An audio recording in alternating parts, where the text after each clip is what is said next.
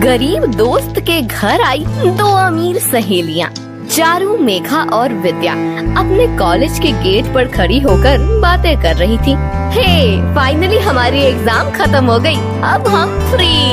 हाँ यार, ये 12वीं के एग्जाम ने पूरे साल इतना टेंशन दिया था कि पूछो मत। कहीं भी जाओ सब लोग सिर्फ एग्जाम और पढ़ाई की ही बात करते थे। अब सबसे छुटकारा मिल जाएगा। चारू, तू क्यों चुप है? तुझे खुशी नहीं हुई एग्जाम खत्म होने की? कुछ नहीं, खुशी तो हुई है। अब मुझे कोई नौकरी करने का टाइम मिल जाएगा। नौकरी? तू अब नौकरी करेगी? और अरे, अभी तो हमारी पढ़ने की उम्र है। एग्जाम हो गई, अब कहीं घूमने फिरने जाओ, मजे करो। नहीं यार, मैं ये सब नहीं कर सकती। तुम लोगों को तो घर की हालत पता है। पहले ही हम 5 लोग हैं और अब कुछ महीनों में एक और आने वाला है। अकेले पापा की कमाई से घर नहीं चलता, इसलिए मुझे कुछ न कुछ तो करना ही पड़ेगा। पापा ने तो एक दुकान में मेरे नौकरी के बारे में बात भी कर ली है। शायद कल से ही मुझे जाना पड़ेगा। लेकिन तू भी नौकरी करना चाहती है? मेरे चाहने या ना चाहने से क्या होता है, करना तो पड़ेगा। मुझे गलत मत समझना चारू, लेकिन जैसे अभी तुम्हारे घर की हालत है, उसमें ये बच्चा, तुम्हारे मामा, तुम्हारे मम्मी पापा ने एक बात भी नहीं सोचा इस बारे में। पहले ही तुम 3 बहनें हो। हाँ, और इस उम्र में चौथा बच्चा। तुम 17 साल की हो। इस उम्र में तुम्हें बहन या भाई होगा। तुम्हें अजीब नहीं लगता? अब क्या बताऊँ मैं तुम्हें। पापा को बेटा चाहिए। बेटे की उम्मीद में एक के बाद एक हम तीनों बहनें का जन्म हुआ। उसके बाद भी 3-4 बार माँ गर्भवती हुई थी, लेकिन पापा ने डॉक्टर से मिलकर जांच की तो उन्हें पता चला कि माँ के गर्भ में बेटी है। उन्होंने बेरहमी से उन बच्चियों को गिरा दिया। डॉक्टर ने बताया है इस बार माँ को बेटा ही होगा। अब माँ का 6वां महीना चल रहा है। ओह माय गॉड, कितना हॉरिबल है ये सब। ऐसे कैसे कर सकते हैं तुम्हारे पापा? तुम्हारे पापा को बेटा चाहिए ना, तो उसकी जिम्मेदारी भी उनकी होनी चाहिए। तुम्हें नौकरी करने की क्या जरूरत है? तुम्हारी माँ कुछ नहीं बोलती। वो बेचारी क्या बोलेगी? पहले 3 बेटियां पैदा की हैं, इस बात से उसे कितना सुनना पड़ता है। और इतनी बार अबॉर्शन करवाने के बाद वो शारीरिक और मानसिक तौर पर थक चुकी है। मेघा और विद्या को बहुत बुरा लगा, लेकिन वो उसके लिए कुछ नहीं कर सकती थी। कुछ महीने बाद विद्या और मेघा अपने अपने कॉलेज में पीछे हो गई। चारू ने 12वीं अच्छे नंबरों से पास की थी, लेकिन उसके पापा ने उसकी पढ़ाई छुड़वाकर उसे नौकरी जारी रखने के लिए मजबूर किया।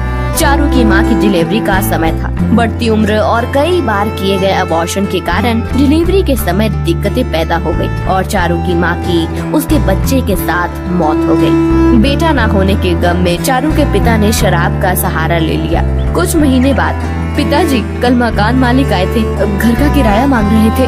हाँ तो दे, मुझे क्यों बोल रही है? पिताजी, मैंने आपको पैसे दिए तो थे, आपने उन्हें नहीं दिए क्या? जरूर शराब में उड़ा दिए होंगे। रमेश ने चारू के बाल पकड़ लिए। ज्यादा बकवास मत कर। नौकरी क्या करने लगी तो खुद को बड़ी अफसर समझने लगी है क्या तू? ये मत भूल कि मैंने ही तुझे काम पर लगाया था। और तू कौन होती है मेरे शराब के बारे में बोलने वाली? तू सिर्फ मुझे पैसे देने का काम कर। चारू अपने काम पर चली गई। उसे पता था कि रमेश के साथ बहस करने का कोई फायदा नहीं है। रमेश ने कई लोगों से पैसे उधार लिए थे। मकान मालिक के साथ उधार देने वाले लोग भी रोज पैसे मांगने आते थे। एक दिन रमेश की एक पड़ोसन बिंदु, रमेश, और कितने दिन ऐसे उधार मांगते रहोगे? अरे बेटियां भी बड़ी हो रही है, उनके शादी की कोई फिक्र है कि नहीं? मेरे पास तो फूटी कौड़ी नहीं है, मैं उनकी शादी कैसे करवाऊं? अरे, उनकी शादी के लिए पैसों की जरूरत नहीं है। तुम्हारी बिटिया इतनी खूबसूरत है। मेरे पास चारू के लिए एक अच्छा रिश्ता है। चारू की खूबसूरती देखकर वो लोग सामने से तुम्हें पैसे देंगे। बस लड़का चारू से 15 साल बड़ा है। पैसे की बात सुनकर रमेश ने तुरंत शादी के लिए हाँ कर दी। बिंदु की मदद से रमेश ने चारू की शादी हरि प्रसाद से करवा दी। काला रंग, गंजा सर, बाहर निकला हुआ पेट और अपने से इतनी ज्यादा उम्र के आदमी को देखकर चारू डर गई थी, लेकिन उसके पास शादी करने के अलावा और कोई चारा नहीं था। उसने सोचा कि अब तो जिंदगी संवर जाएगी। 1 साल के बाद चारू ने जुड़वा बेटियों को जन्म दिया।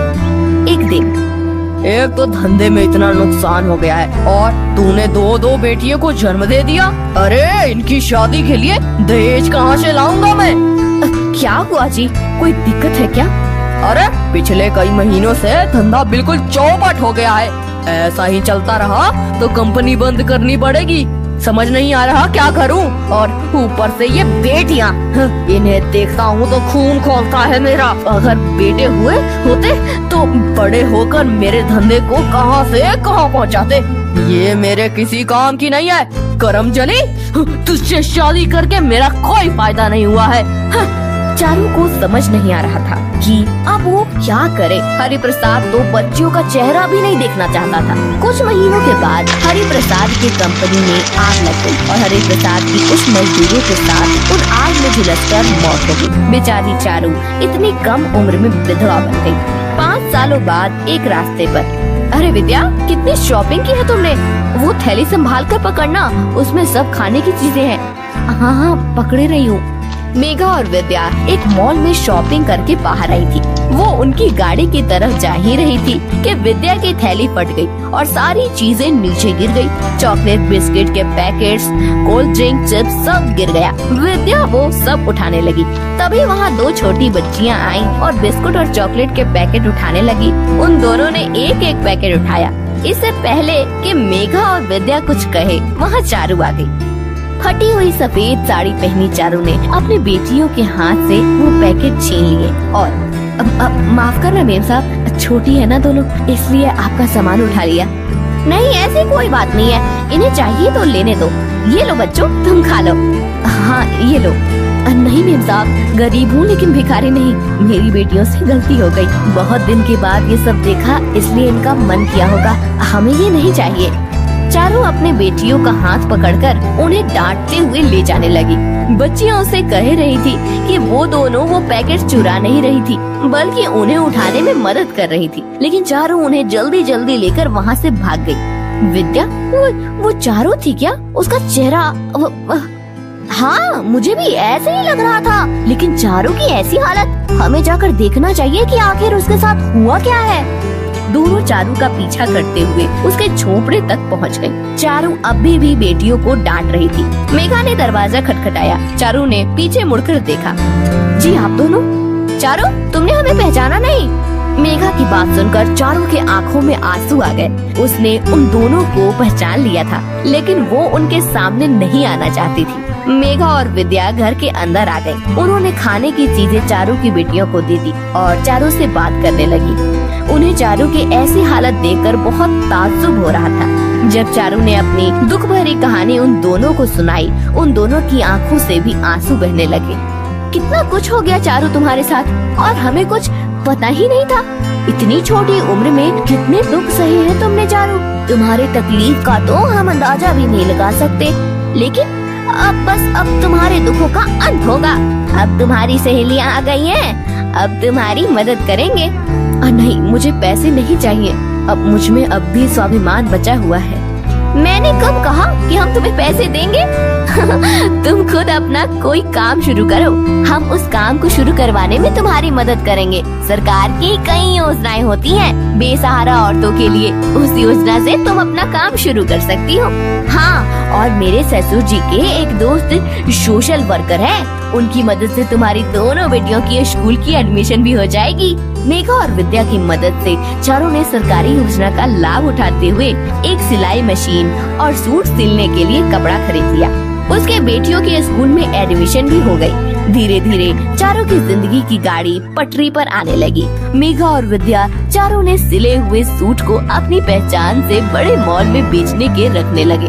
कुछ समय के बाद चारू के सिलाए हुए सूट की डिमांड बहुत बढ़ने लगी। 3 साल बाद चारू ने मॉल में अपनी खुद की दुकान खोल ली। काम बढ़ने की वजह से उसने अपनी तरह बेसहारा औरतों को काम पर रख लिया और उनकी भी जिंदगी संवारने में मददगार बन गई। मुंबई वाली बहू की चाइनीज पानीपुरी। शारदा और वसुधा बात कर रही थी।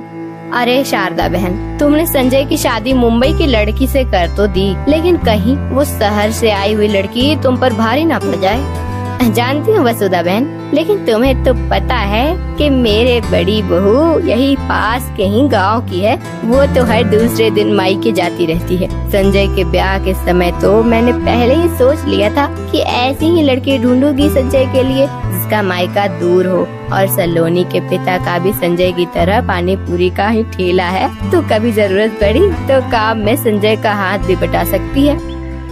एक दिन, अरे सोनाली बहू, क्या कर रही हो? अब तक खाना क्यों नहीं बनाया है? अरे अब इन्हें क्या कहूँ, मुझे तो वैसे खाना बनाना नहीं आता।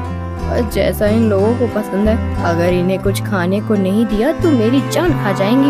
ये भगवान, ये जेठानी जी भी रोज रोज अपने मायके चली जाती हैं। ये नहीं कि मेरी मदद ही कर दे। हाय, लेकिन अब क्या करूं?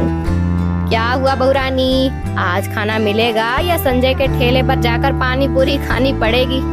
शारदा की आवाज सुनकर सलोनी हड़बड़ा गई। उसने टेबल पर रखा हुआ नूडल का पैकेट निकाला और झटपट नूडल बनाए। फिर थाली के नीचे नूडल की कटोरी छुपाकर बाहर ले आई। अरे ये क्या कर रही हो? अब परोसो जल्दी, बहुत भूख लगी है। और ऐसा क्या बनाया है जो इतना छुपा कर ला रही हो? सासू माँ, वो कल आप कह रही थी ना कि आपको दांतों में दर्द हो रहा है, इसलिए मैंने ऐसा खाना बनाया है कि आप एकदम आसानी से चबा सके, आपके दांतों को पता ही नहीं चलेगा। सलोनी ने कटोरे से थाली हटाई। कटोरे में वो नूडल देखकर, ये क्या है? गोल गोल सेवई? नहीं सासू माँ, इसे नूडल कहते हैं, बहुत स्वादिष्ट होते हैं। अब आप एक बार खाकर तो देखिए। शारदा ने चम्मच में नूडल लेने की कोशिश की, लेकिन वो नूडल खा नहीं पा रही थी। शारदा ने हाथ से खाना शुरू किया। उसे उन नूडल का स्वाद बिल्कुल भी पसंद नहीं आया, लेकिन उसे बहुत भूख लगी थी, इसलिए नूडल जैसे तैसे खत्म कर दी। क्या बहू, आज ये बनाया है ठीक है, लेकिन अगली बार कभी मत बनाना। क्यों सासू माँ, आपको अच्छा नहीं लगा? मैं तो मुंबई में रोज खाती थी। हाँ बहू, लेकिन ये मुंबई नहीं है ना, आगे से मत बनाना।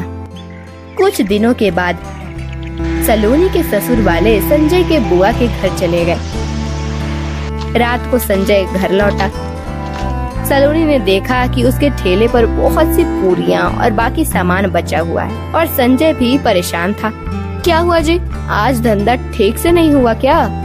क्या कहूँ, आजकल मेरे हाथ का स्वाद पता नहीं कैसे बिगड़ गया है। मैं अच्छी तरह से पानी पूरी बना नहीं पाता। अगर कोई मीठी पानी पूरी मांगता है तो कुछ ज्यादा ही मीठी हो जाती है, और तीखी मांगे तो ज्यादा तीखी। आज भी मैंने जो तीखा पानी बनाया था वो इतना ज्यादा तीखा बना था कि एक दो लोगों के आंखों और नाक से पानी बहने लगा। उन्हें देखकर बाकी लोग तो बिना पानी पूरी खाए ही वापस चले गए। ऐसे ही चलता रहा तो कमाई कैसे होगी? आप चिंता मत कीजिए, सब ठीक हो जाएगा।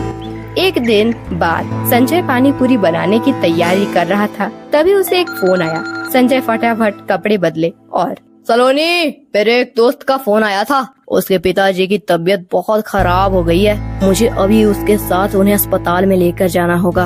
अब तुम आज के दिन के लिए पानी पूरी का ठेला संभाल लेना। मैंने लगभग सब तैयारी कर ली है। तुम बाकी सब देख लो और ठेला लेकर चली आओ। अब मैं जल्दी आने की कोशिश करूँगा। जी मैं कैसे? मुझे तो हाँ, तुम क्यों नहीं, तुम्हारे पिताजी का भी तो पानी पूरी का ठेला है, तुम्हें तो सब आता ही होगा। जी लेकिन सुनिए तो। सलोनी की पूरी बात सुने बिना संजय चला गया। हे भगवान, ये तो सब मुझ पर छोड़ के चले गए, लेकिन मुझे तो पानी पूरी बनाना ही नहीं आता। इन्हें कैसे बताऊं कि मुझे तो सिर्फ चाइनीज बनाना आता है। मुझे चाइनीज बहुत पसंद है, इसलिए मैंने बाकी कुछ बनाना सीखा ही नहीं। अब क्या करूं? माँ हमेशा कहती थी कि सब कुछ बनाना सीख लो, लेकिन मैंने कभी उनकी बात सुनी ही नहीं। लेकिन अब क्या करूं? कैसे भी करके पानी पूरी बनानी तो पड़ेगी। क्या करूं? सलोनी बहुत देर तक सोच रही थी। फिर उसने नूडल के पैकेट्स लिए, पत्ता गोभी बारीक काट लिया, सेजवान चटनी बनाई, कुछ सॉसेस साथ लिए और पानी पूरी का ठेला लेकर चली गई। जहाँ संजय हमेशा अपना ठेला लगाता था, सलोनी जाकर खड़ी हो गई। कुछ देर के बाद वहाँ एक लड़की आई। दीदी, एक पानी पूरी देना। अब हाँ, अभी देती हूँ। सलोनी ने नूडल तोड़कर पानी पूरी के अंदर डाले, फिर उस पर सेजवान चटनी और बाकी सॉसेस डाल दी। बीच में थोड़ा सा बारीक कटा पत्ता गोभी भी डाल दिया और उस लड़की को पानी पूरी की प्लेट दी। अरे ये क्या है? ये कैसे पानी पूरी है? भैया तो हमेशा एक एक पूरी देते हैं। हाँ पता है, लेकिन ये कुछ अलग तरह की पानी पूरी है, मुंबई स्टाइल पानी पूरी। तुम एक बार खा कर तो देखो, ऐसे पानी पूरी यहाँ कहीं नहीं मिलेंगी। उस लड़की ने पानी पूरी खाई। उसे सलोनी की चाइनीज पानी पूरी का स्वाद अच्छा लगा। अरे वाह दीदी, सच में मैंने ऐसा पानी पूरी कभी नहीं खाया। इसका तो स्वाद बिल्कुल ही अलग है। की डाला है इसमें आपने? ये चाइनीज पानी पूरी है, हमारे मुंबई में फेमस है। मैंने सोचा यहाँ के लोगों को भी इस बार अलग टाइप की पानी पूरी चखाई जाए। वाह सच में दीदी, बहुत स्वादिष्ट है दीदी, मुझे एक और देना। कुछ देर के बाद कुछ और लोग आए। सलोनी ने उन्हें स्पेशल चाइनीज पानी पूरी खिलाई। अलग तरह की पानी पूरी खाकर सब खुश हो गए। सलोनी के ठेले पर बहुत भीड़ हो गई। सलोनी सबको पानी पूरी दे रही थी। थोड़ी देर बाद संजय आ गया। अपने ठेले पर इतनी भीड़ देखकर वो खुश हो गया। अरे वाह सलोनी, तुमने तो कमाल कर दिया। इतनी भीड़ को देखकर लगता है कि तुम्हारी पानी पूरी सबको पसंद आ रही है। तभी संजय ने देखा कि सलोनी अलग ही पानी पूरी बना रही है। इससे पहले कि संजय कुछ कहे, सलोनी ने उसे चुप रहने का इशारा किया। रात को दोनों घर आ गए। सलोनी, ये क्या बेच रही थी तुम पानी पूरी के नाम पर? चाइनीज पानी पूरी, और लोगों को वो बहुत पसंद आ रही है। आपने देखा नहीं कैसे मांग मांग कर खा रहे थे? हाँ लेकिन मैंने तो तुम्हें हाँ पता है, लेकिन मुझे आपके जैसे पानी पूरी बनानी नहीं आती। मुझे सिर्फ चाइनीज बनाना आता है। आप तो सब कुछ मुझ पर छोड़कर चले गए, तो मैं क्या करती? मुझे जो आता है उसका उपयोग करके मैंने चाइनीज पानी पूरी बनाई, और देखिए कितनी अच्छी तरह से बिक गई। मैं तो कहती हूँ कि आप भी वो अपनी इमली और पुदीने की वो चटनी वाली पानी पूरी छोड़कर मेरे तरह चाइनीज पानी पूरी बनाकर बेचना। यहाँ के लोगों को एक बार उसका चस्का लग गया तो हमारा धंधा तो देखना कैसे चल पड़ेगा। अगले दिन भी सलोनी संजय के साथ ठेले पर चली गई। आज भी उसने चाइनीज पानी पूरी बनाई। आज भी लोगों की भीड़ उमड़ी हुई थी। संजय तो हक्का बक्का होकर देख रहा था। ऐसे ही 3-4 दिन बीत गए। दोनों रोज चाइनीज पानी पूरी बेच रहे थे। जब शारदा और उसका परिवार वापस आया, तब सलोनी की पानी पूरी बनाने की तैयारी देखकर, अरे संजय, ये पानी पूरी की तैयारी कर रही है या और कुछ की? पानी पूरी के लिए ना तो पुदीना है ना आलू उबाले हैं। फिर संजय ने 4 दिनों से जो जो हो रहा था सब अपनी माँ को बता दिया। शारदा भी सलोनी से खुश हो गई। अरे वाह, मेरी मुंबई वाली बहू तो बहुत होशियार है। उसने तो पानी पूरी बनाने का तरीका ही बदल दिया। धीरे धीरे संजय और सलोनी की चाइनीज पानी पूरी मशहूर होने लगी। शारदा के सुझाव से संजय ने अपने ठेले को मुंबई वाली बहू की पानी पूरी ये नाम दे दिया। दूर दूर से लोग मुंबई वाली बहू की चाइनीज पानी पूरी खाने आने लगे।